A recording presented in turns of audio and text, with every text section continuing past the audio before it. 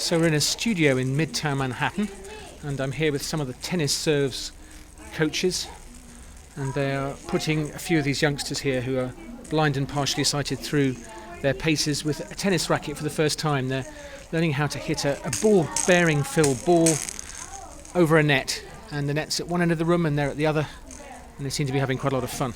Most people, when I tell them about it, they're like, tennis? I mean, how is that possible? It's really the equipment that makes it. 17-year-old Sejal Volub's a keen player and fully sighted. She first saw blind tennis during a trip to Japan. It's early days for these young New Yorkers, but in her native Massachusetts, where it all began, they're playing competitively. When the ball hits the ground or hits their rackets, it makes this rattling sound that they can hear. Other adaptations include the court, which we make by taping down pieces of string, so they can actually feel the lines of the court beneath their feet. The rackets they use are junior-sized rackets, so they're shorter handles and larger head size. They're easier to control, but the scoring is the same, the way they play is the same, the strokes are the same.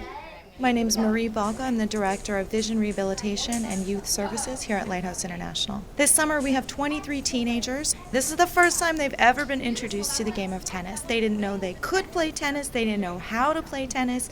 Anything that we do has them respond to an auditory cue. And whether that be crossing a street and paying attention to what's going on around you and knowing when is the appropriate time, to listening to the tennis ball bounce and knowing when is your time to hit it. So all of these things, whether they be daily life skills or in this case recreation, they're all interplayed to enhance our senses to be more independent in our daily lives. Hi, my name is Sadia and I'm from Staten Island, New York. I'm Norman, I'm from Queens. My vision, I don't think it will get in the way because I'll just try my best. And do you feel it's given you some kind of confidence doing this? Yeah, it is. It is making me feel like I could do anything I want to do. People generally think we are at a disadvantage since we are disabled. That is not necessarily true at all. Well, I guess the key thing is that you're on roughly the same level in terms of your disability. Roughly on the same level. Are you looking forward to having someone on the other side of the net too? Yes, I'm looking forward to some competitiveness. So we're all going to hold our racket like a handshake. To help overcome the challenges of relying on sound, not sight, Sejal invited some engineering students to come up with a ball that makes noise as it moves through the air. Professor Clive Dim oversaw the project. Visual cues depend on traveling at the speed of light, very fast. The audible cues that the visually impaired depend on travel at comparatively much smaller speeds.